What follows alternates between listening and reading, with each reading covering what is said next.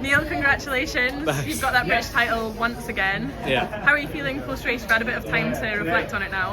Yeah, really pleased with it. The whole goal today was being to defend the title, and just really happy to do that. It comes with quite a lot of pressure coming into British Champs sometimes, but just happy to cross that finish line first, and it feels satisfying to do it today. I mean, it was quite a dramatic finish, but start to finish, how was that race overall? Felt good kind of the whole time. I knew I was going to have another gear in the last 100. Elliot punched it quite hard with 100 to go, but knew if I held my form I was going to be okay. What I didn't expect was maybe having to go so wide. It was an interesting one, throwing elbows at each other in the last 50 when we're both trying to get on the plane. But it's the 1500 metres, these things happen, and Elliot was apologetic afterwards. It's water under the bridge, it's okay. But as you said, you've picked your spot on that plane alongside Elliot. How does that feel to be going to those World Championships? Feels great, yeah. Like I said, you don't want to leave these things to sort of selectors' hands. Like, you want to take care of it, and it often feels like a lot of pressure to do that. So it's a relief and it's satisfying, but I just need to not get carried away with it, because it's just a part of the process along the way to Tokyo, and still trying to find the form that will put me in a good position to do well there. But that part of it's definitely coming around. I think last time we spoke at the British Champs last year, you were quite emotional actually, because you had been through a lot. Yeah. I mean, how are you feeling a year later to now go to these World Champs? Well, maybe not quite so emotional. There was just, with the whole making the Olympics thing and the whole, just all the difficulty I had actually that year, it came out quite a lot afterwards. This time not quite as emotional. It's actually been quite, knock on something. It's all been quite simple this year. There's been no injuries, no ill health. It's just been quite simple. But it's a sort of simple game when you're a bit healthier.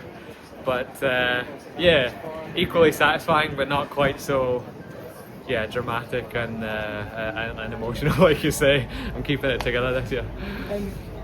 Obviously, does it change the dynamics for you in the race? Obviously, with Jake pulling out, so then there's only the two of you guys that ended up in the final with the standard. So really, if you guys come top two, everything's golden, and you don't really have anyone kind of else who can kind of take that spot away from you. How does it sort of change your thinking going into the final? It does, but it kind of only changes it in that it would have been a much tougher race, Jake being in it. I actually really wanted to race him. I wanted to test myself against him this week. I hope he's feeling better soon.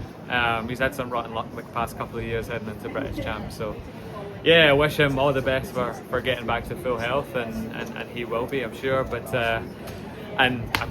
like I say, I'm sure he'll be on that plane to Tokyo as well when the selectors make the decisions. But it changes it in that I just really wanted to race him, and it would have been a tough test in that last lap. Whenever he would have moved, I would have had to react to that, and it would have been difficult to come around him. Yeah, and obviously it was a good day yesterday for your sponsor Under Armour as well over in the US. So how are you feeling about that? And obviously a bit of a difference with the Olympic bronze medalist not being in Tokyo as well. Yeah, it's a tough old gig being an American 1500 metre runner right now. I've got a close teammate, Vince, who ended up 7th, and he's in the form of his life and ran 3:32 in that final. It was only good for 7th. Jonah was incredible. I'm not actually teammates with him directly. It's a sort of separate Under Armour group, but like I say, great for the brand itself. I mean, we're having more and more success every year, and the brand's certainly putting itself more on the map, so it's good to see. But I'm not envious of the US 1500 metres right now. It's a tough old school, and I feel for Jared. Yeah, and obviously between now and Tokyo then, any plans, more races? What's the thinking?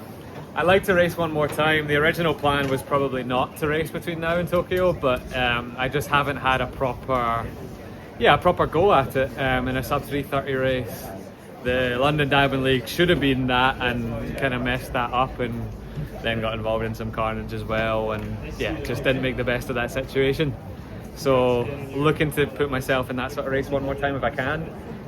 Maybe in Silesia if I can get into that race, but if I don't, it's okay. I'll just get back to training and hope that form will turn around anyway, which it should, given the trajectory this year. All right, well.